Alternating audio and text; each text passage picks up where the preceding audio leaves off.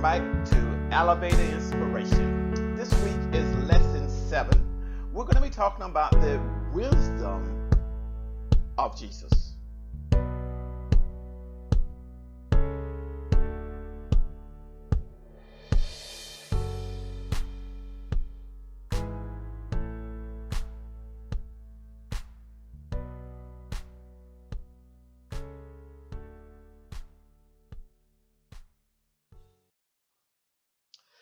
When you think about a hometown hero, the first person that comes to my mind is LeBron James. You remember? He's an NBA All-Star. He played basketball at St. Vincent, St. Mary High School in his hometown of Akron, Ohio. When he became rich and famous, one of the all-time greatest professional basketball, he wanted to give back to his hometown. So in addition to being active in several nonprofit organizations, what LeBron did was he created the LeBron James Family Foundation. And its headquarters, he put it right there in Akron. In 2015, he announced a partnership with the University of Akron to provide scholarship for as many as 2,300 kids beginning in 2021. He also, in November of 2017, he opened up, he coordinated with the Akron School Board a school that he named I Promise School. This is an elementary school. Actually, I think it starts in grade 5. And he partnered with his foundation to help struggling elementary students stay in school. James later reflected that it was the most important professional accomplishment of his life. The people of Akron are very grateful to have a hometown hero. Now, I give you that story because who we're going to talk about today is Jesus. And he, in turn, did a lot of miracles. But when it came down to the people of his own town, he was not a hometown hero. It wasn't that way as it was with LeBron. See, today's text narrates one of the most dramatic instances in which people respond to Jesus out of their familiarity with his ordinariness. I want to say that again. They respond their familiarity with his ordinariness. So let's get into it. Let's look at it. We have Homeward Bound. So basically, in Mark, the 6th chapter, and we're just going to cover 6 verses at the beginning of the 6th chapter of Mark. Jesus has been traveling.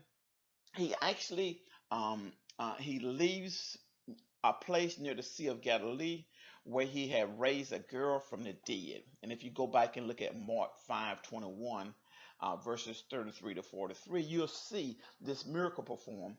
And then he makes his way back to his hometown of Nazareth. In verses 1, it says, and he went out from thence, came into his own country, and his disciples followed him. So we see that Jesus have already received his disciples, and he's already doing miracles around everywhere, but he wanted to go back home and perform the same miracles, the same things he was doing outside of his hometown. He wanted to do that in his hometown. Let's see exactly what happened.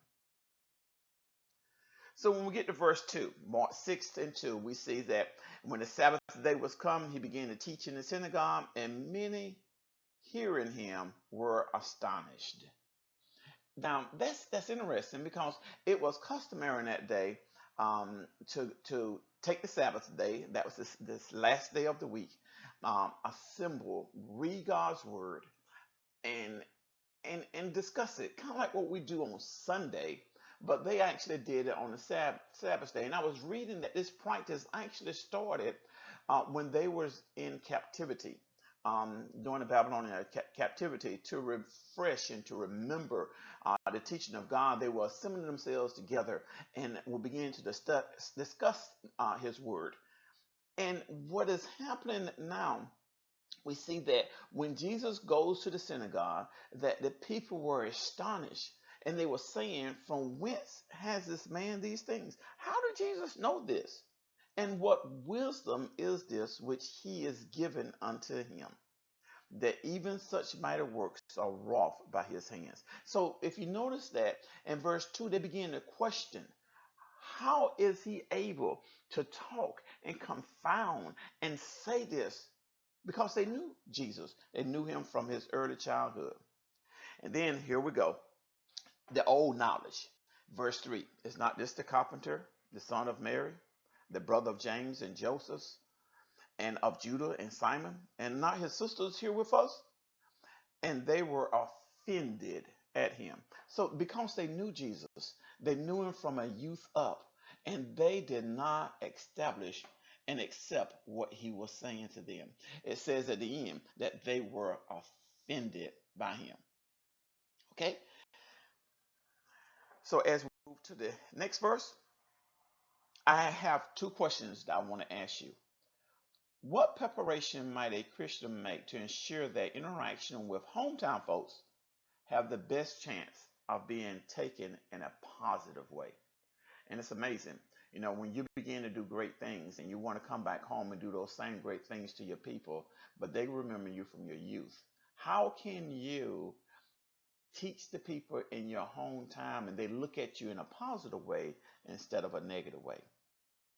And then the next question is, what are some good ways to sidestep the question? I like this. What do you do for a living? So that when one asking it doesn't develop a misconcept based on your occupation. I think that's one of the questions I hate, because they tend to size you up when you begin to identify exactly what you do for a living and they put you in a box. So what are some ways you can sidestep that question? What do you do for a living? Just something to think about, because we're going to see in the next verses, Jesus impeded, verses 4 through 6. So verse 8, if you notice, Jesus goes back and he quotes something that is actually in the Old Testament.